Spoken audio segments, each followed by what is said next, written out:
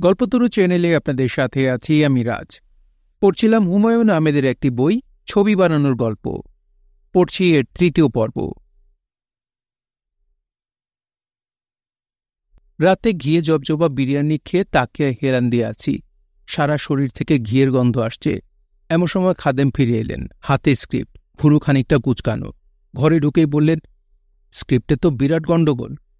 আমি ধর্মর করে উঠে বসলাম। ভদ্রলোক বলেন কি? স্ক্রিপ্টে গণ্ডগোল মানে? গণ্ডগোল যদি থাকেও উনি ধরবেন কিভাবে? পুরো চিত্রনাট্য বাংলায় লেখা, শুধু সিকোয়েন্স নাম্বারগুলি ইংরেজিতে দিয়েছি। আমি বললাম, কি গণ্ডগোল? খাদেম বিরক্ত গলায় বলল, পপুকা character missing, that was a vital character. সত্যি সত্যি যদি চোখের কপালে ওঠার কোনো সিস্টেম থাকত, তাহলে আমার চোখ কপালে উঠে যেত। সিস্টেম নেই বলে কপালে উঠল না, তবে চোখ ছানাবড়া হলো তো বটেই। আসলেই চিত্রনাট্যের রাত্রির ফুপুর চরিত্র নেই, মূল উপন্যাসে আছে। এই ফুপু স্বাধীনতা যুদ্ধের ভেতরে রাত্রির বিয়ে ঠিক করে ফেলেন। রাত্রি তাতে রাজিও হয়ে যায়। উর্দু ভাষাভাষী এই খাদেমের সেই তথ্য জানার কোনো সম্ভাবনা নেই। জানলে একমাত্র আধ্যাত্মিক ক্ষমতা বলেই জানতে পারেন। আধ্যাত্মিক ক্ষমতার উপর আমার কোনো বিশ্বাস নেই। আজ পর্যন্ত আমি এমন কাউকে পাইনি যার আধ্যাত্মিক ক্ষমতা আছে। আমি বললাম, আপনি কি করে জানলেন চিত্রনাট্যে ফুপু নেই? আপনার তো জানার কোনো কারণ নেই। আমার স্ত্রী চিত্রনাট্য পড়েছে, সে বলেছে। আপনার স্ত্রী বাংলা পড়তে পারেন? হ্যাঁ পারে, সে ঢাকার মেয়ে। আপনার অনেক বই তার পড়া, আপনি তাকে চেনেন। তার নাম কি? তার নাম সাজিয়া। আমি সাজিয়া নামের কোনো মেয়েকে চিনি না, কিন্তু মোজাম্মেল সাহেব দেখলাম নাম শোনা মাত্র লাফিয়ে উঠলেন। ও সকাল সন্ধ্যা সাজিয়া, কি অদ্ভুত ব্যাপার! মোজাম্মেল সাহেবের কাছেই শুনলাম সাজিয়া আফরিন নামে সকাল সন্ধ্যায় একজন রূপবতী তরুণী অভিনয় করেছিলেন। পরে তার বিয়ে হয় আজমির শরীফের এক খাদেমের সঙ্গে। যেহেতু সকাল সন্ধ্যা সিরিয়াল চলাকালীন সময়ে আমি ছিলাম দেশের বাইরে, তাই আমি মেয়েটিকে চিনি না। তবে তাতেও আমার বিস্ময়ের কোনো কমতি হয়নি। সুদূর বাংলাদেশের একটি মেয়ে আজমির শরীফের দরগার জীবনে আটকা পড়ে আছে, ভাবা যায় না। মেয়েটির সঙ্গে আমাদের দেখা হলো।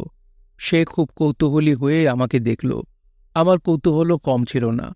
মেয়েটি খুব স্পষ্ট করে মিষ্টি গলায় বলল, আগুনের পরশমণি বইটি আমি যখন ক্লাস 8-এ পড়ি তখন পড়ি, আমার প্রিয় বই। ফুপুর সঙ্গে রাত্রির কথাবার্তা আমার খুব পছন্দ ছিল। আপনি চিত্রনাট্যে সেই অংশ বাদ দিয়েছেন। আমার অনুরোধ, সেই অংশ আপনি ঢুকিয়ে দেবেন। আচ্ছা, দেব। আপনি আমার একটা প্রশ্নের জবাব দিন। এখানকার জীবন আপনার ভালো লাগছে? মেয়েটি দৃঢ় গলায় বলল, হ্যাঁ। আপনার 2টি ছেলে আছে, ওরাও কি বড় হয়ে দরগা শরীফের খাদেম হবে? হ্যাঁ হবে, বংশ পরম্পরা এদের তা হতে হবে। আমি তাতে অস্বাভাবিক কিছু দেখছি না। আপনি আমার ছেলে 2টির জন্য দোয়া করবেন। আপনাকে আমার বাড়িতে বসে থাকতে দেখব আমি কখনো ভাবিনি। দেশের একটি মেয়ের সঙ্গে এভাবে দেখা হবে আমি নিজেও কখনো ভাবিনি। পৃথিবী বড়ই বিচিত্র। জি স্যার, পৃথিবী বিচিত্র। আপনি আমার জন্যও একটু দোয়া করবেন। আমি বললাম, কি দোয়া? মেয়েটি আমার প্রশ্নের জবাব দিল না, অদ্ভুত এবং শূন্য দৃষ্টিতে তাকিয়ে রইল। কেউ দোয়া চাইলে আমরা মুখে বলি অবশ্যই দোয়া করব, আসলে করা হয় না। আমি করলাম। তৎক্ষণাৎ পরম করুণাময়কে বললাম, এই মেয়েটির জীবন যেন অর্থবহ ও মঙ্গলময় হয়। হে পরম করুণাময়, তোমার কাছে আমার এই প্রার্থনা। খাজা বাবার দরবারে চিত্রনাট্য জমা দেওয়ার হাস্যকর ব্যাপারটি বলতে না পারলে আমি সবচেয়ে সুখী হতাম। বলতে যখন বসেছি সবে বলবো। সকালবেলা আমরা 3 জন প্রসেশন করে রওনা হলাম। সবার আগে খাদেম, তার হাতে চিত্রনাট্য। তার পেছনে আমি, আমার মাথায় কুলা, কুলা ভর্তি ফুল। আমার পেছনে মোজাম্মেল সাহেব, তার মাথায় কুলা, কুলা ভর্তি ফুল। গায়ে হলুদে মেয়েরা যেভাবে মাথায় বরণ ডালা নিয়ে যায়, আমরা সেইভাবেই যাচ্ছি। আমি ক্রমাগত মনে মনে বলছি, হে আল্লাপাক, আমি এমন কি পাপ করেছি যে এই প্রক্রিয়ার ভেতর দিয়ে আমাকে যেতে হচ্ছে? তুমি আমার প্রতি এইটুকু দয়া করো যেন কেউ আমাকে দেখে না ফেলে। আমাদের প্রসেশন খাজা বাবার মাজারে গিয়ে থামল। মাজারটা সুন্দর, চারদিক সোনার তৈরি রেলিং, মূল কবর দামি গিলাফ দিয়ে ঢাকা। খাদেম আমার মাথার কুলার ফুল মাজারে ছিটিয়ে দিলেন। তারপর তার হাতের চিত্রনাট্য গিলাফের ভেতর ঢুকিয়ে দিলেন। আমাদের বললেন, ছবির শুটিং যেদিন শেষ হবে সেদিনেই চিত্রনাট্য গিলাফের ভেতর থেকে বের করা হবে। এতটা কখনো করা হয় না, আপনাদের জন্য বিশেষ ব্যবস্থা। আমি ফিসফিস করে বললাম, চিত্রনাট্যটা গিলাফের ভেতর ঢুকানো হলো কেন? খাজা বাবার পড়ার জন্যে? খাদেম সাহেব চোখ বড় বড় করে তাকালেন। মোজাম্মেল সাহেব বললেন, হুজুর, ওনার কথা কিছু মনে করবেন না, উনি উল্টাপাল্টা কথা বললেও মনটা খুব পরিষ্কার। খাদেম সাহেব আমাদের বলে দিলেন ছবির শুটিং যেদিন শেষ হবে সেদিন তাকে যেন টেলিফোনে খবর দেয়া হয়, তখন চিত্রনাট্য গিলাফের নিচ থেকে রিলিজ করা হবে। আমরা খবর দেইনি। কে জানে, আগুনের পরশমণি চিত্রনাট্য হয়তো খাজা বাবার গিলাফের নিচে পড়ে আছে। অত পরীক্ষা সমাচার সব তো হয়ে গেল, এখন কাজে নেমে পড়া। পঞ্জিকা দেখে শুভদিন বের করে মহরত করে ফেলা যেতে পারে। সহকারী পরিচালক তারা চৌধুরীকে বললাম হুইসেল বাজিয়ে দিতে। সে দেখি কেমন আমতা আমতা করে। কিছু কি বাদ পড়ে গেল? সমস্যাটা কি? আমি তারাকে বললাম, আর কোনো সমস্যা আছে? সে বলল, স্যার আছে। থাকলে বলে ফেলো, সমস্যা পেটের ভেতর লুকিয়ে রাখলে আমি বুঝব কি করে? স্যার, আপনার একটা পরীক্ষা দিতে হবে। আমার পরীক্ষা দিতে হবে মানে? কিসের পরীক্ষা? পরিচালক সমিতি আপনার একটা পরীক্ষা নেবে। আপনি পরিচালক হবার যোগ্য কিনা তা পরীক্ষা করে দেখবে। ওরা যদি যোগ্য মনে করে তাহলে আপনি পরিচালক সমিতির সদস্য হবেন, তখন ছবি পরিচালনা করতে পারবেন। কি ধরনের পরীক্ষা? লিখিত পরীক্ষা? জি না, ভাইবা। বলো কি তুমি? এই যন্ত্রণার কথা তো আগে শুনিনি। পরীক্ষায় তো আমি ডাহা ফেল করব। তারা চৌধুরী হাসি মুখে বলল, আপনি ফেল করলে আর কেউ পাশ করতে পারবে না। আমার প্রতি তারা চৌধুরীর বিশ্বাস দেখে আমার আনন্দিত হবার কথা, তেমন আনন্দ পেলাম না, বরং কলজে শুকিয়ে গেল। ছবি পরিচালনায় আমার বিদ্যা বুদ্ধি শূন্য। এই বিদ্যা বুদ্ধি নিয়ে ধরা খেলে লজ্জার ব্যাপার হবে। একটা ভরসা অবশ্যই আছে, আমার মতো শূন্য বিদ্যা বুদ্ধি নিয়ে আমার আগে আরও অনেকেই ছবি করতে এসেছেন, এসে কাজ শিখেছেন, অসাধারণ সব ছবি বানিয়েছেন। আবার অনেকেই কিছুই শিখতে পারেননি, তারাও শূন্য বিদ্যা বুদ্ধি নিয়েই করে খাচ্ছেন। এক সকালে দুরু বক্ষে পরীক্ষা দেবার জন্যে পরিচালক সমিতির অফিসে প্রবেশ করলাম। 3 বার রিয়া মুকাদ্দেমু বলে ডান পা প্রথমে ফেললাম। পরীক্ষার হলে ঢুকে সত্যিকার অর্থেই ভ্যাবাচেকা খেয়ে গেলাম। 20 জনের মতো পরীক্ষক, সবাই পরিচালক, গম্ভীর মুখে বসে আছেন। পরীক্ষা কমিটির সভাপতি চাষী নজরুল ইসলাম। সবার হাতেই কাগজ কলম। আমাকে নাম্বার দেয়া হবে। আমি মনে মনে খাস নেত্রকোনার ভাষায় বললাম, আমারে খাইছে রে। এই জাতীয় পরিস্থিতিতে নিজের অজ্ঞতা শুরুতেই স্বীকার করে নেওয়া ভালো, এই মনে করে আমি শুরুতেই দীর্ঘ এক ভাষণ দিয়ে ফেললাম। ভাষণের সারমর্ম হচ্ছে, ছবি পরিচালনার আমি কিছুই জানি না, আমি শিখতে এসেছি, আমি খুব দ্রুত শিখতে পারি। আমি যখন কোনো সমস্যায় পড়ব আপনাদের কাছে যাব, আপনারা আমাকে সাহায্য করবেন এবং শেখাবেন। এই ভরসাতেই ছবি পরিচালনার দুরূহ কাজে হাত দিয়েছি। আমার বক্তৃতায় তেমন কাজ হলো বলে মনে হলো না। চাষী নজরুল ইসলাম সাহেব বোর্ড মেম্বারদের দিকে তাকিয়ে বললেন, এখন আপনাদের যা প্রশ্ন আছে একে একে করুন। পরীক্ষক নড়ে চড়ে বসলেন। প্রথম প্রশ্ন করা হল, হুমায়ুন কবির সাহেব, ছবির পরিচালনা বলতে আপনি কি বুঝেন? আমি বিনীতভাবে বললাম, কিছু মনে করবেন না, আমার নাম হুমায়ুন আহমেদ। হুমায়ুন আহমেদ সাহেব, আমার প্রশ্ন হচ্ছে ছবির পরিচালকের কাজটা আসলে কি? আমি বললাম, ছবি পরিচালকের মূল কাজ হচ্ছে ক্রিকেট খেলার আম্পায়ারের মতো একটা সাদা টুপি পরে হাসি মুখে চেয়ারে বসে নায়িকাদের সঙ্গে ফষ্টি করা। আমার কথায় পরীক্ষকদের মুখ আরও গম্ভীর হয়ে গেল। আমি বললাম, ভাই, রসিকতা করছি, এটা তো নিশ্চয়ই ফরমাল কোনো পরীক্ষা না। রসিকতা করার উপর বিধিনিষেধ নিশ্চয়ই নেই। চাষী নজরুল ইসলাম বললেন, হুমায়ুন সাহেব, প্রশ্নের জবাবটা দিন, পরিচালকের সংজ্ঞা দিন। আমি যথাযথ গম্ভীর গলায় বললাম, আইজেনস্টাইনের মতে ছবি যদি স্টিম ইঞ্জিন হয় তাহলে পরিচালক হচ্ছেন সে স্টিম ইঞ্জিনের স্টিম। আইজেনস্টাইন এই জাতীয় কথা কখনো বলেননি। আমি দেখলাম আমার অবস্থা শোচনীয়। ভারে কিছু কথা না বললে পার পাওয়া যাবে না। অন্যের নাম দিয়ে নিজের কথা বললাম। পরীক্ষায় রচনা লেখার সময় যে কাজটা অনেকে করে, রচনার মাঝখানে নিজের কথা বিখ্যাত কারো নামে চালিয়ে দেন। এই জন্যে জনৈক বিখ্যাত কবি বলেছেন বলে নিজের দুর্বল 2 লাইন কবিতা। আমাকে একের পর এক প্রশ্ন করা হতে লাগল। লেন্স কি? টপ শট কখন নেওয়া হয়? কত ধরনের ক্যামেরা আছে? হাই স্পিড ফিল্ম কি? সেকেন্ডে কটা ফ্রেম পার হয়? যা শুরু হলো তাকে হাস্যকর কর্মকাণ্ড ছাড়া আর কিছুই বলার কোনো কারণ নেই। যারা প্রশ্ন করছিলেন তারা তাদের অজ্ঞতার কথাই আমাকে মনে করিয়ে দিচ্ছিলেন। একজন প্রশ্ন করলেন, আউট অফ ফোকাস কখন হয়? তিনি হয়তো জানেন না যে পদার্থবিদ্যার একটি শাখা আছে যার নাম অপটিক্স। লেন্স, তার ফোকাল লেন্থ, এইসব বিষয় অপটিক্সের অতি ক্ষুদ্র একটি অংশ, যা আমাকে পড়ে আসতে হয়েছে। আমি আমার জীবনে অনেক হাস্যকর পরিস্থিতির সম্মুখীন হয়েছি, এরকম হাস্যকর পরিস্থিতির সম্মুখীন হইনি। পরীক্ষার রেজাল্ট বের হল, জানা গেল আমি কোনো ক্রমে পাশ করেছি। পরিচালকদের কেউ কেউ আমাকে ১০০-র ভেতরে ০ দিয়েছেন, আবার দু একজন ১০০-তে ৯০ দিয়েছেন। নম্বরের এরকম হেরফের কি করে হলো সেও এক রহস্য। আমার রেজাল্ট খুব খারাপ হওয়াতে আমাকে সরাসরি পরিচালক সমিতির সদস্যপদ দেয়া হল না, সহযোগী সদস্যপদ দেয়া হল। যাই হোক, এখন আমাকে পুরোপুরি সদস্যপদ দেয়া হয়েছে। পরিচালক সমিতির সদস্য হিসেবে আমি সমিতির কাছে একটি অনুরোধ রাখছি, পরিচালকদের পরীক্ষা নেওয়ার এই হাস্যকর ব্যাপারটি উঠিয়ে দেওয়া হোক। পরিচালনা একটি ক্রিয়েটিভ কাজ, সৃষ্টিশীল কর্মকাণ্ড। সৃষ্টিশীল কাজের পরীক্ষা নেওয়া সম্ভব না। লেন্স কত প্রকার ও কী কী, ক্যামেরা কত প্রকার, এইসব কোনো পরিচালককে করার প্রশ্ন নয়। পরিচালকের কাজ সেলুলয়েডে জীবনের ফুল ফোটানো। এই সহজ সত্য অবশ্যই সমিতির সম্মানিত সদস্যদের বুঝতে হবে। ছেলেমানুষি করা তাদের সাজে না। ১ পোয়া বাঘের দুধ। ছবির জগতের ব্যবস্থাপকদের কাজ হচ্ছে প্রয়োজনীয় জিনিসপত্র জোগাড়যন্ত্র করে দেয়া। বাংলাদেশের ছবির ব্যবস্থাপকদের খুব সুনাম, তারা নাকি সব ব্যবস্থা করে দিতে পারেন। যদি তাদের বলা হয় আমার ১ পোয়া বাঘের দুধ লাগবে, তারা যথাসময়ে ১ পোয়া বাঘের দুধ হাজির করবেন। দুধের সঙ্গে সামান্য পানি হয়তো মেশানো থাকবে, তবে দুধটা আসলেই বাঘের। পরিচালক বলবেন আমার এই জিনিস দরকার, আর ব্যবস্থাপক হাত কচলে বলবেন পারব না স্যার, তা হবে না। ব্যবস্থাপকের ডিকশনারিতে না শব্দটা থাকতে পারবে না। ঘটনা সত্যি কিনা জানার সুযোগ হল।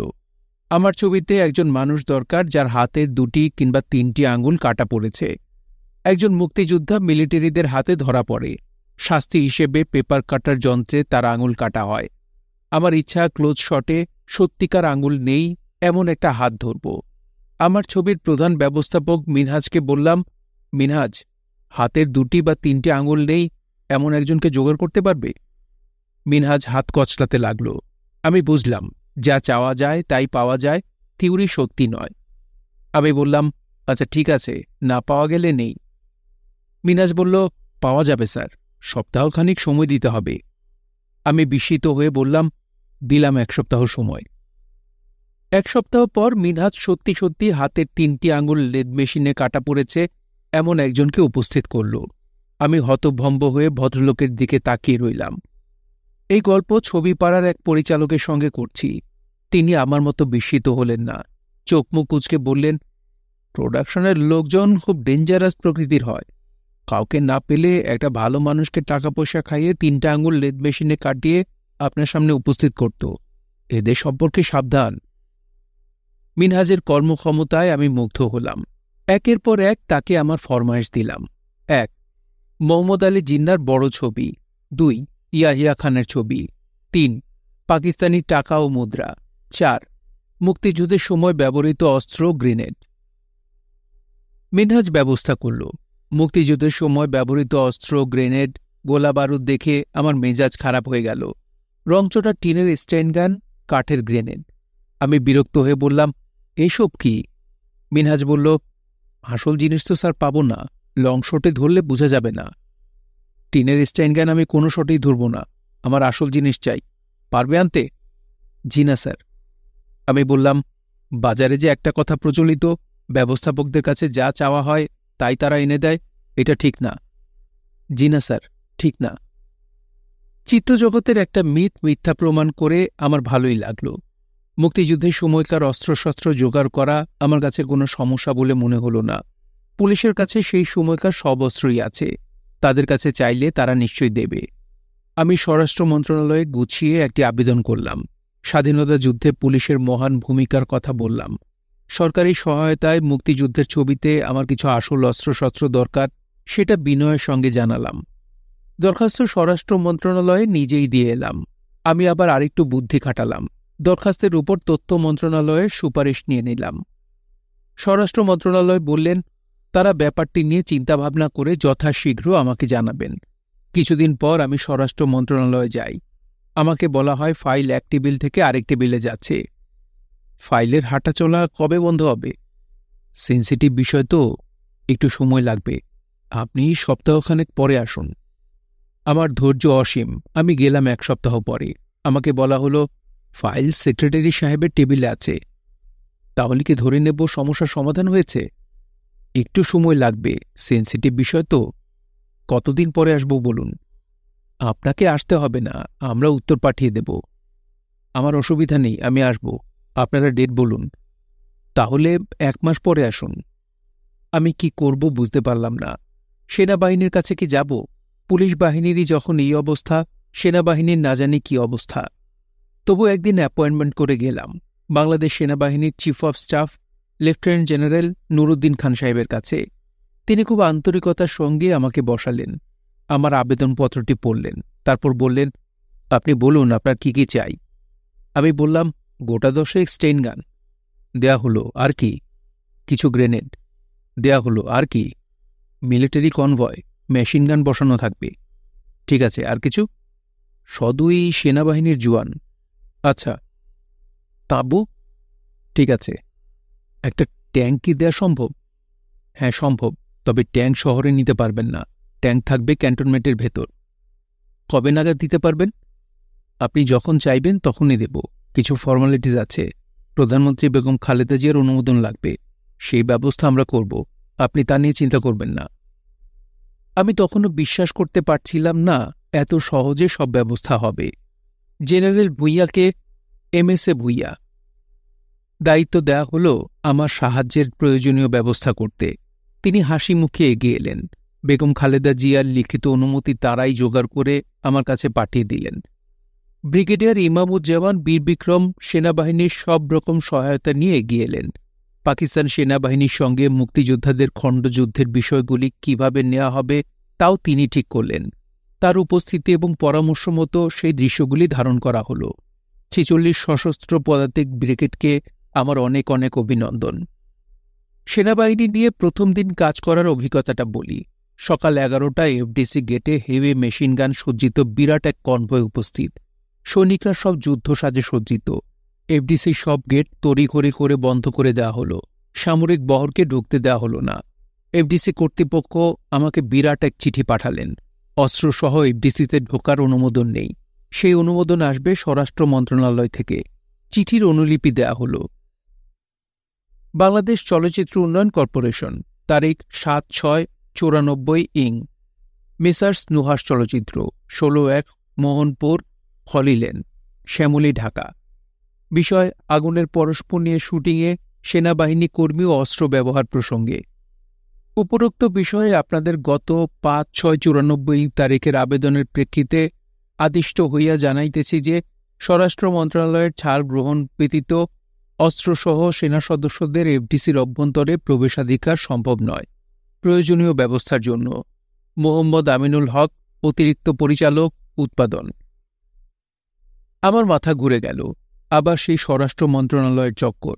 আমি এফডিসি কর্তৃপক্ষের সঙ্গে দেখা করলাম, তাদের বুঝালাম, স্বরাষ্ট্র মন্ত্রণালয় প্রধানমন্ত্রীর দপ্তর, প্রধানমন্ত্রীর অনুমোদনে সেনাবাহিনী এসেছে, কেন শুধু শুধু জটিলতা করছেন?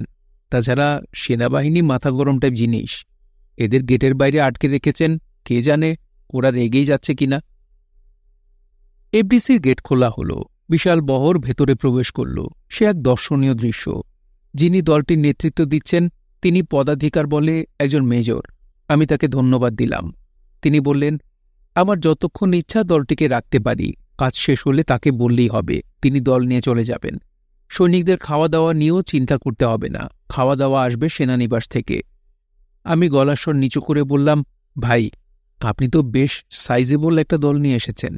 শুটিংয়ের শেষে চলুন রামপুরা টিভি ভবন দখল করে ফেলি, আগুনের পরশমণি নতুন সরকার গঠন করেছে এমন একটা ঘোষণা দিয়ে ফেলি। ভদ্রলোক চোখ সরু করে আমার দিকে তাকিয়ে রইলেন, তার চোখের পলক আর পড়ে না।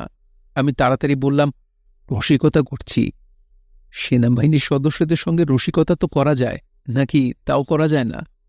তিনি শুকনো গলায় বললেন, স্যার, এই জাতীয় রসিকতায় আমরা অভ্যস্ত নই। আমার সঙ্গে যখন কাজ করছেন ইনশাল্লাহ অভ্যস্ত হয়ে যাবেন। রসিকতার গল্প যখন উঠল তখন সেনাবাহিনীর প্রধান লেফটেন্যান্ট জেনারেল নুরুদ্দিন সাহেবের সঙ্গে যে রসিকতা করেছিলাম সেটাও বলে ফেলি। তার সঙ্গে কথাবার্তা শেষ হলো, চা খাওয়া হলো। বিদায় নিয়ে চলে আসছি, হঠাৎ বললাম, আপনাদের কোনো পুরনো বা রিকন্ডিশন ট্যাঙ্ক আছে? উনি বিস্মিত হয়ে বললেন, কেন বলুন তো? আমার একটা কেনার ইচ্ছা। ইউনিভার্সিটিতে ক্লাস নিতে হয়, ট্যাঙ্কে করে গেলে অনেক সুবিধা। জেনারেল সাহেব হো হো করে হেসেছিলেন। সেনাবাহিনীর সদস্যরা রসিকতা বুঝতে পারেন না, এটা বোধহয় ঠিক না। আমার ছবিতে সেনাবাহিনীর সদস্যরা গুরুত্বপূর্ণ ভূমিকায় অভিনয় করলেন। তারা কেউই পেশাদার অভিনেতা নন, কিন্তু অভিনয় করলেন পেশাদারদের মতোই। সেনাবাহিনীর সদস্যদের সহায়তা না পেলে আগুনের পরশমণি নিয়ে আমি এগোতে পারতাম না। ছবি শেষ হবার পর সেনাবাহিনীর আরও কিছু দৃশ্য নতুন করে নেয়ার প্রয়োজন বাড়ল। আমি আবারও গেলাম সেনাপ্রধানের কাছে। লেফটেন্যান্ট জেনারেল নুরুদ্দিন তখন নেই। তার জায়গায় এসেছেন লেফটেন্যান্ট জেনারেল আবু সালেম মোহাম্মদ নাসির বীর বিক্রম।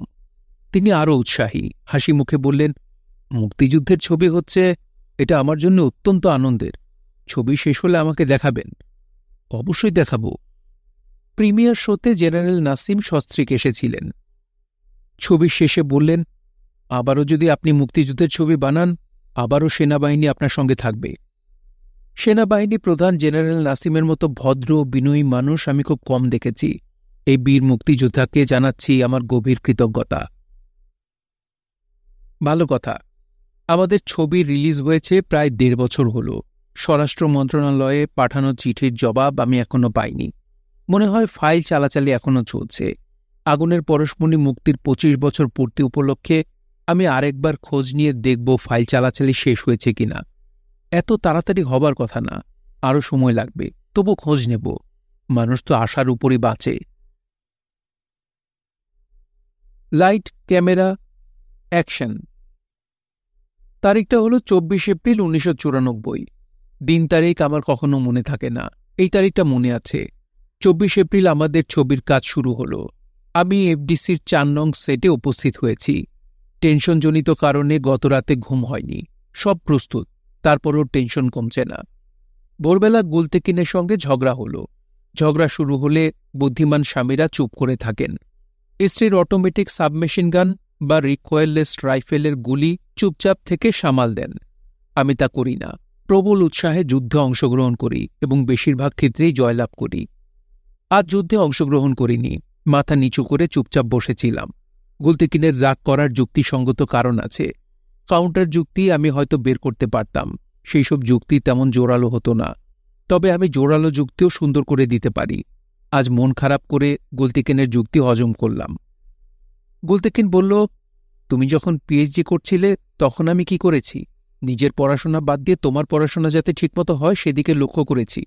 তখন তুমি কথা দিয়েছিলে, আমি যখন পড়াশোনা শুরু করব তখন তুমি আমার পড়াশোনায় সাহায্য করবে। আমি পড়াশোনা শুরু করেছি। আমার অনার্স ফাইনাল পরীক্ষা। বাচ্চাদের নিয়ে ব্যতিব্যস্ত থাকি। এর মধ্যে বাজার করতে হয়, মেহমানদারি করতে হয়, পরীক্ষার পড়া করতে হয়। কোথায় গেল তোমার প্রতিজ্ঞা? তুমি শুরু করলে তোমার ছবি। এই ছবি বানানোর কাজটা কি আর কিছুদিন পরে করলে হতো না? অবশ্যই হতো। তুমি করবে না, কারণ তোমার কাছে আমি বা আমার সংসার কিছু না। তোমার জগৎ তোমার কাজকর্ম ঘিরে। এর বাইরে কোনোদিন কিছু ছিল না, হবেও না। আজ তোমার ছবির মহরত, খুব আনন্দের কথা। তুমি তোমার এক জীবনে যা করতে চেয়েছ করতে পেরেছ। আমি জানি ছবিটাও তুমি ভালো বানাবে। সেই ছবি অনেকগুলি জাতীয় পুরস্কার পাবে। তুমি জেনে রাখো, সেই পুরস্কারের সঙ্গে আমার কোনো যোগ নাই। আজ তোমার মহরত অনুষ্ঠানে আমি যাব না। দয়া করে আমাকে সেটে নেবার চেষ্টা করবে না। আমি ক্ষীণ গলায় কয়েকবার অনুরোধ করলাম। সে মুখ কঠিন করে বসে রইল।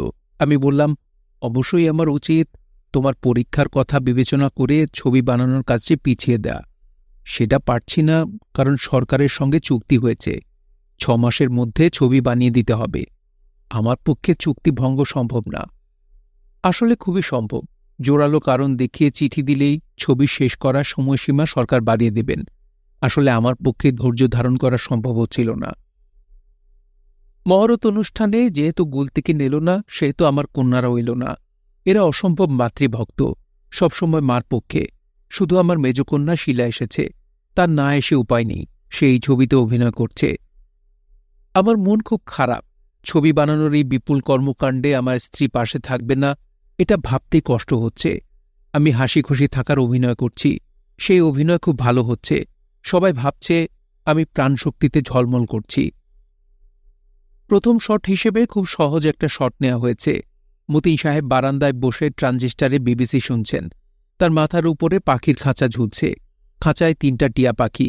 তিনি বিবিসি ধরতে পেরেছেন, তবে স্ট্যাটিকের কারণে স্পষ্ট শুনতে পারছেন না। মাথার উপরে ঝুলন্ত খাঁচায় টিয়া পাখিগুলি খুব বিরক্ত করছে। তিনি বিরক্ত ভঙ্গিতে পাখির খাঁচার দিকে তাকিয়ে আহ বলে বিরক্ত প্রকাশ করলেন। মিড লং শটে মতিন সাহেবকে ধরা হবে, ফ্রন্টাল শট না, প্রোফাইল শট। শটের শুরুতে পাখির খাঁচা দেখা যাবে না, তবে তার মুখে খাঁচার ছায়া পড়বে। পাখিগুলির দিকে তাকিয়ে তিনি যখন আহ বলবেন, তখন ক্যামেরা খানিকটা উপরে উঠে তাকে সহ ধরবে। আমরা ব্যবহার করছি জার্মানির বিখ্যাত অ্যারিফ্লেক্স ক্যামেরা, মডেল 3C। এফডিসিতে দুটা মডেল আছে, 2C এবং 3C। দুটোতেই ভেরিয়েবল মোটর, অর্থাৎ ইচ্ছে করলে ক্যামেরার সেকেন্ড 24 ফ্রেমের জায়গায় বেশি ফ্রেম বা কম ফ্রেম শ্যুট করা যায়। 3Cর আরেকটা বৈশিষ্ট্য হচ্ছে ইচ্ছে করলে সাধারণ ক্যামেরার মতো সিঙ্গেল ফ্রেমও শ্যুট করা যায়। এই ক্যামেরার মোটরের স্পিডও অনেক বেশি তোলা যায়। আমি ক্যামেরাম্যান আখতার সাহেবের দিকে তাকালাম। তাকে কেমন জানি নার্ভাস লাগছিল। তিনি খুব ঘামছেন। এই ঘাম গরমের কারণেও হতে পারে, আবার টেনশনজনিত কারণেও হতে পারে। আমার মনে হচ্ছে টেনশনজনিত ঘাম। সেট ভর্তি মানুষ, প্রচুর সাংবাদিক আছেন। সাংবাদিক ছাড়াও আমার বন্ধুবান্ধবরা সবাই এসেছেন, প্রকাশকরা এসেছেন, ছবি পাড়ার অনেকেই এসেছেন মজা দেখতে। আনারি এক পরিচালক ছবি করতে গিয়ে হাস্যকর কাণ্ড কি করে তা দেখার ইচ্ছা হওয়াটা স্বাভাবিক। ক্যামেরাম্যান আখতার সাহেব তার ক্যামেরায় কদম বুঝে করলেন। ক্যামেরা যে স্ট্যান্ডের উপরে দাঁড়ানো, সেই স্ট্যান্ডটা যেন পা। আখতার সাহেব পা ছুঁয়ে সালাম করলেন। আখতার সাহেবের পর তাঁর দুই সহকারী সালাম করলেন। আখতার সাহেব আমাকে আহ্বান করলেন লুক থ্রু করতে। লুক থ্রু মানে তিনি সব প্রস্তুত করেছেন, ক্যামেরা শট নেবার জন্য প্রস্তুত। তখন আমি লেন্সের ভেতর দিয়ে তাকিয়ে শট যেটা নেওয়া হবে সেটা দেখব। সেট করেছেন শিল্পী SAQ মাইনুদ্দিন, নিখুঁত সেট। মাইনুদ্দিন সাহেব আমার বন্ধু মানুষ। তিনি এর আগে রাজেন তরফদারের পালঙ্ক ছবির সেটও করেছিলেন। টানা বারান্দাটা সুন্দর এসেছে। লাইটিং এমনভাবে করা হয়েছে যে চাঁদের আলোর খানিকটা এসে পড়েছে মতিন সাহেবের গায়ে। ঘরের খোলা জানলা দিয়ে আসছে ইলেকট্রিক বাল্বের আলো। চাঁদের আলো বানানো হয়েছে শক্তিশালী হ্যালোজেন বাল্ব ডে লাইট দিয়ে। আমি বিসমিল্লা বলে ক্যামেরার লেন্সের ভেতর দিয়ে তাকালাম। প্রথম কয়েক সেকেন্ড কিছুই দেখতে পেলাম না। ব্যাপারটা মনে হয় প্রাথমিক উত্তেজনার কারণে হল। হ্যাঁ, দেখা গেল। ওই তো মতিন সাহেব বসে আছেন, তার মুখে খাঁচার ছায়া পড়েছে। আমার কাছে মনে হলো সব ঠিক আছে। শটের শেষ অংশটি দেখার ইচ্ছা ছিল, যেখানে পাখিসহ মতিন সাহেব এবং পাখির খাঁচা একসঙ্গে ধরা হবে। শেষ অংশ দেখার ইচ্ছাটা প্রকাশ করলাম না, লজ্জা লাগল। আখতার সাহেব বললেন, হুমায়ুন ভাই, সব ঠিক আছে? আমি বললাম, হ্যাঁ। এখন শুরু করব? আমি লজ্জা ভেঙে বললাম, শটের শেষ অংশের কম্পোজিশন একটু দেখব।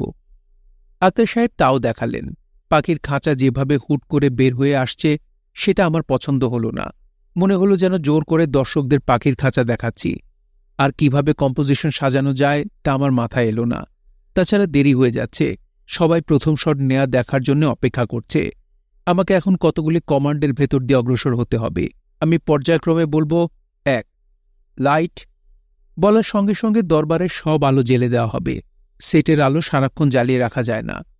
2 ক্যামেরা। ক্যামেরা মোটর চালু হবে, স্পিড উঠবে, সেকেন্ডে 24 ফ্রেম পার হবে। 3 অ্যাকশন। অভিনয় পর্ব শুরু হবে। 4 কাট। ক্যামেরা বন্ধ হবে, দরবারের বাতি যাবে নিভে। আমি লাইট, ক্যামেরা, অ্যাকশন বললাম। দৃশ্য ধারণ শুরু হলো এবং শেষ হলো। সমস্যা একটা দেখা দিল, আমি কাট বলতে ভুলে গেলাম। ক্যামেরা চলতেই থাকল। এক পর্যায়ে আখতার সাহেব খুবই ইতস্তত করে বললেন, হুমায়ুন ভাই, ক্যামেরা বন্ধ করব না? ক্যামেরা কিন্তু চলছে। আমি বিস্ময়ের সঙ্গে বললাম, চলছে কেন? দৃশ্যটা নেওয়া হয়ে গেছে। আপনি না বলা পর্যন্ত আমি ক্যামেরা বন্ধ করব না। বললাম তো। এইভাবে বললে হবে না, বলুন কাট। আমার দামি নেগেটিভ হুড় করে এক্সপোজ হয়ে যাচ্ছে। মিনিটে 90 ফিট, এর মধ্যে নিশ্চয়ই 180 ফুট এক্সপোজ হয়ে গেল। আমি চিৎকার করে বললাম, কাট। পরদিন দৈনিক বাংলার শেষের পাতায় সচিত্র প্রতিবেদন প্রকাশিত হল। সাংবাদিক হাসান হাফিজ সাহেব লিখলেন, নবীন পরিচালক কথাশিল্পী হুমায়ুন আহমেদ কাট বলতে ভুলে গেছেন। আমি আমার আনাড়িপনা কাটিয়ে ওঠার জন্য কিছু ব্যবস্থা নিলাম। তার মধ্যে একটা হলো আবারও কাট বলতে ভুলে গেলে পিঠে খোঁচা দেবার ব্যবস্থা। এই সঙ্গে আরেকটা নতুন ব্যাপারও করলাম। নতুন ব্যবস্থাটা নিয়ে শুরুতে সবাই হাসাহাসি করলেও শেষে স্বীকার করতে বাধ্য হলেন ব্যবস্থাটা অতি চমৎকার। ব্যবস্থাটা হলো প্রতিটি শট ভিডিওতে তুলে রাখা। আমাদের ভিডিও ক্যামেরা আছে, শটগুলি ভিডিওতে ধরে রাখা কোনো ব্যাপার নয়। ভিডিও চালিয়ে যে কোনো সময় আমরা শটগুলি দেখতে পারি, ভুল কি করা হলো তা টের করতে পারি। তেমন ভুল ধরা পড়লে রিশুট করে ভুল শুধরাতে পারি। বড় বড় কিছু ভুল এইভাবে ভিডিও দেখে আমি ঠিকও করলাম। একটা উদাহরণ দেই। মতিন সাহেবের উঠোনে ফুলের টবে বেশ কিছু গাছ। ভিডিও শটে দেখা গেল টবের সবগুলি গাছের পাতায় স্থির, শুধু একটির পাতা বাতাসে কাঁপছে, ভালোভাবেই কাঁপছে। এরকম হলো কেন? কারণ খুব সহজ। সেটে অনেক ওয়ার্কিং ফ্যান থাকে। অ্যাকশনের আগে আগে সব ফ্যান বন্ধ করে দেওয়া হয়। ভুলে একটি ফ্যান বন্ধ হয়নি, তার হাওয়া এসে পড়েছে একটা ফুল গাছে, সেটি কাঁপছে, অন্যগুলি কাঁপছে না। দৃশ্যটি আমরা আবার রিশুট করলাম। কন্টিনিউটি ব্রেক ধরার জন্য ভিডিও খুবই কাজের। কন্টিনিউটি ব্রেক বলতে বুঝাচ্ছি পোশাকের হেরফের। নায়িকা বারান্দায় কথা বলছে, তার কপালের টিপ, মাথার চুলে বেনি করা। কথা শেষ করে সে ঘরে গেল। সেখানে কপালের টিপ ঠিকই আছে, শুধু মাথার সমস্ত চুল পিঠে ঢেউ খেলছে।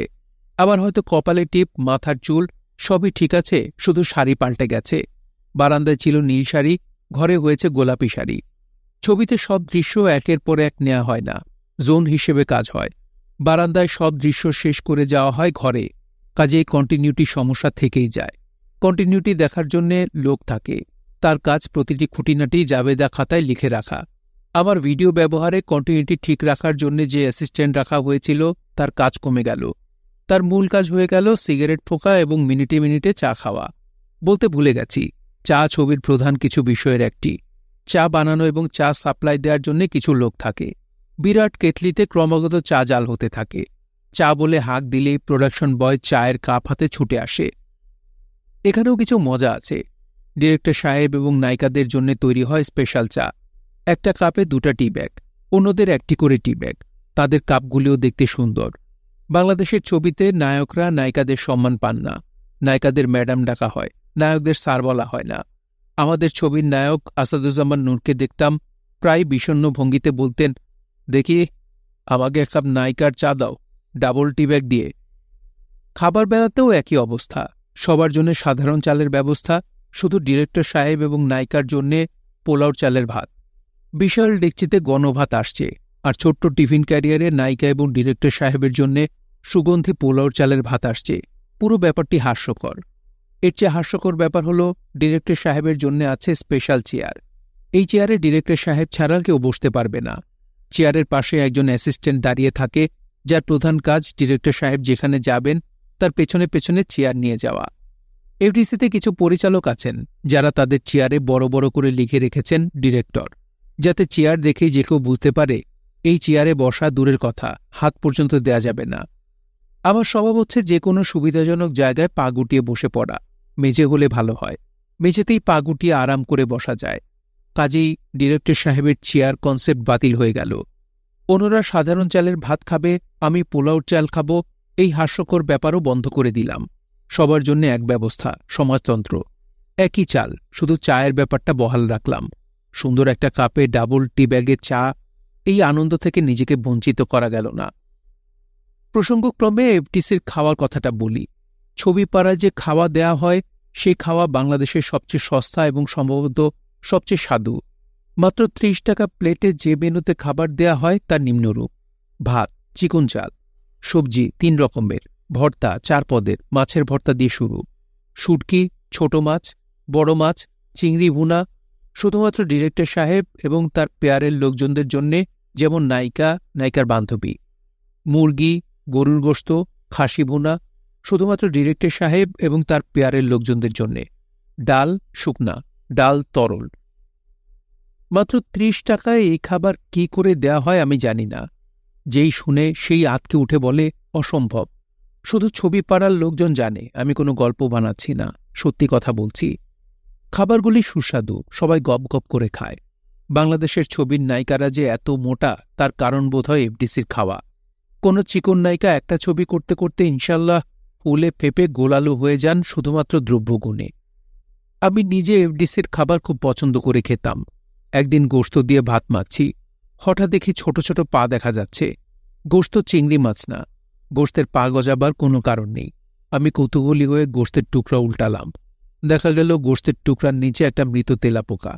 আমি হতভম্ব হয়ে আমার পাশে বসা আসাদুজ্জামান নূরকে তেলাপোকাটা দেখালাম। তিনি তখন মহানন্দে মাংসের হাড় চিবুচ্ছেন। নূর আমার দিকে তাকিয়ে বললেন, তেলাপোকা ভেলে দিয়ে ভাত খান, গণরান্নায় পোকামাকড় থাকে, এতে রান্নার স্বাদ ভালো হয়।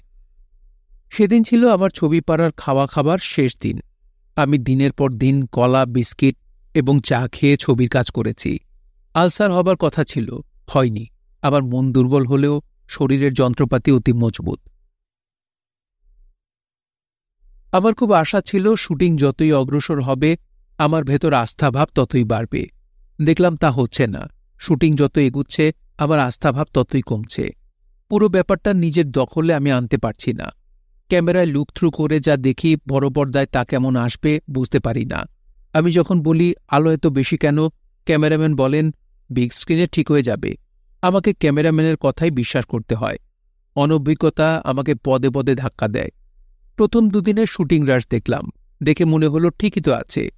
একদিন পর আবার সেই রাশ দেখলাম, মনে হলো কিছু কিছু গণ্ডগোল আছে। দুদিন পর আবার দেখলাম, তখন মনে হলো কিছুই ঠিক নেই। আমার সমস্যা হলো আমি বুঝতে পারছিলাম না কেন আমার কাছে মনে হচ্ছে কিছু ঠিক নেই। বুঝতে পারলে সেই ত্রুটি ঠিক করা যায়, বুঝতে না পারলে ত্রুটি ঠিক করব কিভাবে? আমার সিক্স সেন্স বলছে ঠিক হচ্ছে না। কেন সিক্স সেন্সের কাছে ঠিক বলে মনে হচ্ছে না তা সে আমাকে জানাচ্ছেও না। আমি করি কি? আমি কিছু কিছু পরীক্ষা নিরীক্ষাও করতে চাচ্ছি, যেমন ওয়াইড অ্যাঙ্গেল লেন্সে ক্লোজ শট নিলে কি হয়। পরীক্ষা নিরীক্ষার তেমন সুযোগও পাচ্ছি না।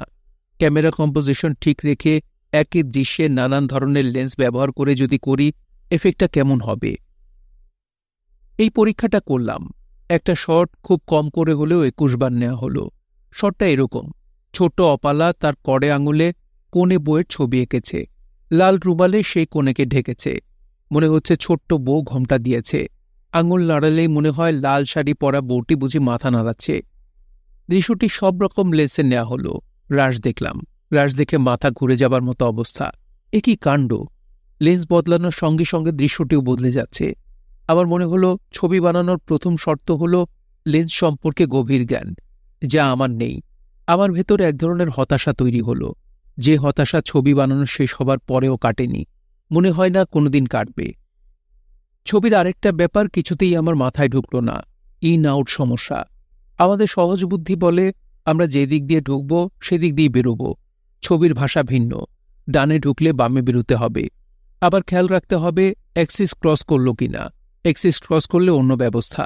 আমি কাগজ কলম নিয়ে এক্সপার্টদের সঙ্গে বসে এই সমস্যা ধরার চেষ্টা করলাম, পারলাম না। হাল ছেড়ে দিয়ে বিষয়টা লক্ষ্য করতে বললাম তারা চৌধুরীকে। সে দেখবে ইন আউট গঠিত জটিলতা যেন না দেখা দেয়। সামান্য ইন আউট বুঝতে পারছি না, অথচ পূর্ণদৈর্ঘ্য ছবি বানাতে বসে গেছি। এই নিয়ে আমার মধ্যে হীনমন্যতা কাজ করছিল। নিজের বুদ্ধি এবং কর্মক্ষমতার উপর যার প্রচুর আস্থা, সে যদি হঠাৎ টের পায় তার বুদ্ধি এবং কর্মক্ষমতা সে যতটা ভাবছে ততটা না, তখন সে মুষড়ে পড়ে এবং শামুকের মতো গুটিয়ে যায়। আমার তাই হল, আমি গুটিয়ে গেলাম। ইন আউট বুঝতে না পারাজনিত হীনমন্যতা এখন আমার নেই। তার মানে এই না যে বর্তমানে আমি ইন আউট কি তা বুঝি। আগে যেমন বুঝতাম না, এখনও বুঝি না। তারপরেও হীনমন্যতা কেটেছে সত্যজিৎ রায়ের লেখা পথের পাঁচালী গল্প পড়ে। তিনি লিখেছেন, প্রবেশ প্রস্থানের ব্যাপারটা নিয়ে অবশ্য তখনও মাঝে মধ্যে একটা দুটো ভুল হচ্ছিল আমার। কোনো শটে যদি কাউকে ডান দিক দিয়ে বেরিয়ে যেতে দেখা যায়, তো পরের শটে তাকে ঢুকতে হবে বাঁ দিক দিয়ে। এই ধরনের সব ব্যাপার আর কি। তবে নিতাই রায় চটপট সেগুলো ধরিয়ে দিচ্ছিল। সত্যজিৎ রায়, অপুর পাঁচালী, আনন্দ পাবলিশার্স প্রাইভেট লিমিটেড। সত্যজিৎ রায়ের মতো মানুষের যদি এই সমস্যা হতে পারে, আমার মতো অভাজনেরও হতে পারে, এবং হওয়াটাই স্বাভাবিক। আগুনের পরস্পরের সেট একটা আড্ডাখানা হয়ে দাঁড়াল। কবি, গল্পকার, সাংবাদিকরা সব সময় আসছেন। মতিনুদ্দিন সাহেবের বাড়ির উঠোনে গোল করে টেবিল চেয়ার পেতে আড্ডা চলছে। চা আসছে, সিগারেট পুড়ছে, হো হো হা হা হাসি, রীতিমতো উৎসব। ছবি পাড়ার লোকজনও আসছেন। তারা যথেষ্ট আগ্রহ নিয়ে গতি প্রকৃতি লক্ষ্য করছেন। একটা বিষয় আমার খুব মনে ধরল। ছবি পাড়ার সবাই বললেন, আপনার যখন যে সাহায্য দরকার আপনি বলবেন, আমরা আপনার সঙ্গে আছি। আমার বলতে ভালো লাগছে যে তাদের সব রকম সাহায্য সহযোগিতা আমি পেয়েছি। ছবির শুটিংয়ের তৃতীয় কিংবা চতুর্থ দিনে প্রবল উত্তেজনার কারণে মোজাম্মেল সাহেব, ছবির প্রধান ব্যবস্থাপক, ছবি বানানোর পুরো সময়টা তার উত্তেজনা ছিল দেখার মতো। ফ্লোরে ডিগবাজি খেয়ে পড়ে গেলেন। তাকে ধরাধরি করে তোলা হলো। দেখা গেল তার চশমার ডান দিকের কাঁচ ভেঙে গুঁড়া গুঁড়া হয়ে গেছে। চারদিকে আনন্দের বাণ ডেকে গেল। ছবির সঙ্গে সম্পর্কিত সবাই চেঁচাতে লাগল, চশমা ভেঙেছে, চশমা ভেঙেছে। আমি কিছুই বুঝতে পারছি না। চশমা ভাঙা দুঃখজনক ব্যাপার, সবাই আনন্দে লাফাচ্ছে কেন? সবচেয়ে বেশি আনন্দ আমাদের ক্যামেরাম্যানের। তিনি ক্যামেরা ফেলে ছুটে এসে মোজাম্মেল সাহেবের হাত থেকে ভাঙা চশমা কেড়ে নিয়ে মেঝেতে ফেলে সে চশমার উপর লাফাতে লাগলেন। প্রোডাকশন ম্যানেজার ছুটে গেল মিষ্টি আনতে। ব্যাপারটা হচ্ছে, ছবি পাড়ায় প্রচলিত বিশ্বাস, শুটিং চলাকালীন সময় চশমা ভাঙা মানে ছবি সুপার ডুপার হিট। সবাই নাকি তীর্থের কাকের মতো বসে থাকে যদি চশমা ভাঙে। অনেকে চশমা চোখে না পড়ে বুক পকেটে রেখে দেয়, যেন হঠাৎ নিচু হলে চশমাটা পকেট থেকে পড়ে ভেঙে যায়। তারপরেও চশমা ভাঙে না। আমাদের উপর আল্লাপাকের অসীম করুণার কারণেই চশমা ভেঙেছে। মিষ্টি চলে এলো, মিষ্টি খাওয়া হলো। ছবি হিট বিষয় নিয়ে নানান আলোচনা চলতে লাগল। আমি আরেকটি তথ্য জানলাম, ছবিতে সাপ থাকলে ছবি সুপার ডুপার হিট। আমার এক প্রোডাকশন ম্যানেজার নিচু গলায় আমাকে বলল, স্যার, কোনো একটা সিনে একটা সাপ দেখিয়ে দেন। আমি বললাম, কিভাবে দেখাবো? বৌদি যে ঘরে ঘুমায় সেই ঘরের খাটের নিচে এক সাপ, সাপটাকে ধরা হবে, সাপ ফ্রেম আউট হবে। এই কাজটা স্যার ছবির স্বার্থে করেন। আমি তাকে বললাম, সাপ দিয়ে আমি ছবি হিট করাতে চাই না, সাপের চিন্তা বাদ দাও, চশমা ভাঙা নিয়েই আমরা বরং সন্তুষ্ট থাকি। সাপের চিন্তা আমি বাদ দিলেও সাপ আমাকে ছাড়ল না। একদিনের কথা, বিকেলের শিফটে শুটিং। দেরি করে ঘুম থেকে উঠেছি। নাস্তা খেতে বসতে বসতে 11টা। শুনলাম সকাল 7টা থেকে এক সাপুরে আমার জন্য বসে আছে, তার নাকি খুবই জরুরি দরকার। নাস্তা না খেয়েই সাপুরে বিদায় করতে গেলাম। আমার সঙ্গে সাপুরের কি দরকার তখনও বুঝতে পারছি না। মধ্যবয়স্ক হাসি খুশি টাইপের এক লোক, ভদ্র পোশাক আশাক। সাপুরে বলে মনে হয় না, মনে হয় স্কুলের ইংরেজি শিক্ষক। আমার সঙ্গে কি ব্যাপার? স্যার, আপনি ছবি বানাচ্ছেন? হ্যাঁ, তা বানাচ্ছি। ছবির জন্যে সাপ লাগবে না স্যার, আমি সাপ সাপ্লাই দিই। সব রকমের সাপ আপনি আমার কাছে পাবেন। স্যাম্পল নিয়ে এসেছি স্যার, দেখেন। এই ছবিতে সাপ লাগবে না, দেখি পরের ছবিতে যদি লাগে। ছবি হিট করার জন্যে একটা দুইটা সাপ রাখবেন না? জি না, আপনি কষ্ট করে এসেছেন, ধন্যবাদ। পরে যদি আরও ছবি বানাই আপনাকে খবর দেব। আজ চলে যান। সাপুরে তারপরেও যায় না, কেমন যেন উসখুস করে। আমি বললাম, আপনি কি আর কিছু বলবেন? সাপুরে কয়েক দফা বিচিত্র ভঙ্গিতে কেসে বলল, স্যার, আমার কাছে অল্প বয়সে খুবই সুন্দর পাইদানিও আছে, যদি দরকার হয়। আমি বিস্মিত হয়ে বললাম, অল্প বয়স্ক খুবই সুন্দর বাদ্যান্নি দিয়ে আমি কি করব? আমার প্রশ্নের জবাব না দিয়ে সে বলল, একদিন স্যার নিয়ে আসি, আপনি নিজের চোখে দেখেন, দেখলে আপনার পছন্দ হবে, গ্যারান্টি। না রে ভাই, আমার বাদ্যানি লাগবে না, লাগলে বলবো। সাপুরে বিমর্ষ মুখে চলে গেল। পুরোপুরি চলেও গেল না, সাপখোপ নিয়ে প্রায় এসে আসে। আমার বাচ্চাদের সাপের খেলা দেখায়। আমি আতঙ্কগ্রস্ত থাকি, কোন দিন না জানি সে বাদ্যানি নিয়ে উপস্থিত হয়। শুনছিলেন হুমায়ুন আহমেদের বই ছবি বানানোর গল্প। পড়ছিলাম এর 3য় পর্ব। বইটি আপনাদের কাছে কেমন লাগছে তা অবশ্যই কমেন্ট করে আমাদেরকে জানাতে পারেন। ভালো লাগলে একটি লাইক করবেন, চাইলে শেয়ার করে অন্যকে শোনার সুযোগ করে দিতে পারেন। সবাই ভালো থাকবেন, সুস্থ থাকবেন এবং গল্পতরুর সঙ্গেই থাকবেন। ধন্যবাদ।